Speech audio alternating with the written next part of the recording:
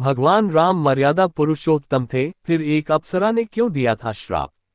किष्किंधा का राजा बाली था जो कि देवराज इंद्र का पुत्र था। बाली जिससे भी लड़ता था उसकी आधी शक्ति उसमें समाहित हो जाती थी। भगवान राम को विष्णु को 7वां अवतार मान जाता है। श्री राम के बारे में ऐसा कहा जाता है कि वे मर्यादा पुरुषोत्तम थे। फिर भी उन्हें एक अप्सरा ने श्राप दिया था। ये बात आज भी बहुत कम लोगों पता होगा को आखिर उन्हें शापित क्यों होना पड़ा था। दरअसल ये कहानी उनके द्वारा किया गया बाली के वध से जुड़ा है। इस कहानी में छल से श्री राम ने बाली का वध किया था। आगे जानते हैं इस बारे में विस्तार से। किष्किंधा का राजा बाली था जो कि देवराज इंद्र का पुत्र था। बाली जिससे भी लड़ता था उसकी आधी शक्ति उसमें समाहित हो जाती थी। लड़ने वाला अंत में कमजोर होकर हार जाता था। कहते हैं कि बाली ने सुग्रीव की पत्नी और उसकी संपत्ति को अपने वश में रखकर उसे राज्य से बाहर कर दिया था। ये देखकर श्रीराम ने सुग्रीव को बाली से युद्ध करने के लिए कहा। युद्ध के दौरान श्रीराम ने छुपकर बाली पर तीर से प्रहार किया। परिणामस्वरूप बाली उस युद्ध में मारा गया। शास्त्रों में वर्णित कथा के अनुसार बाली के मरने के बाद उसकी पत्नी तारा को बहुत कष्ट हुआ। बाली छल से मारा गया ये जानकर तारा श्रीराम को श्राप दिया। श्राप में तारा ने श्रीराम के लिए कहा कि वे सीता को पत्नी रूप में पाने के बाद भी जल्द ही खो देंगे। इसके साथ ही तारा ने यह भी कहा कि अगले जन्म में श्रीराम की मृत्यु बाली के हाथों होगी। मान्यता है कि अगले जन्म में श्रीराम ने कृष्ण के रूप में जन्म लिया और उनकी मृत्यु शिकारी जरा के हाथों हुई। शिकारी जरा के रूप में बाली ने दूसरा जन्म लिया था। बाली ने मरते वक्त दी थी ये 3 शिक्षाएं। बाली जब मरने वाला था उस समय उसने अपने पुत्र को 3 तरह की शिक्षाएं दी।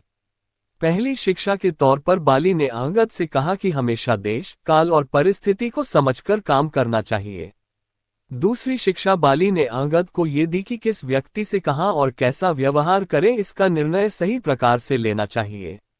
अंत में तीसरी शिक्षा बाली ने अंगद को इस रूप में कहा कि सुख, दुख, पसंद नापसंद को सहन करना चाहिए। साथ ही क्षमा भाव के साथ जीवन व्यतीत करना चाहिए। श्री राम को श्राप देने वाली अप्सरा मोहिनी थी, लेकिन यह श्राप एक विशेष घटना से संबंधित था जो महाकाव्य रामायण में वर्णित है। ये घटना उस समय की है जब श्री राम और उनके सहयोगी राक्षसों से युद्ध कर रहे थे और उन्होंने राक्षसों की सेना को पराजित किया था। श्राप देने की घटना का कारण और उसका संदर्भ इस प्रकार है। घटना का संदर्भ रामायण में वर्णित एक कथा के अनुसार जब श्री राम और उनके साथियों ने राक्षसों से युद्ध जीत लिया और रावण के वध के बाद श्री राम की विजय पूरी हो गई तो वे अयोध्या लौटने की तैयारी में थे। लेकिन इस समय अप्सरा मोहिनी ने उन्हें एक श्राप दे दिया। श्राप का कारण एक समय की बात है जब श्री राम और उनके भाई लक्ष्मण सीता जी के साथ एक वन में निवास कर रहे थे। वन में एक समय अप्सरा मोहिनी आई और उन्होंने श्री राम की पूजा की। मोहिनी ने भगवान राम के रूप में एक सुंदर रूप देखा जो उसके आकर्षण का कारण बना।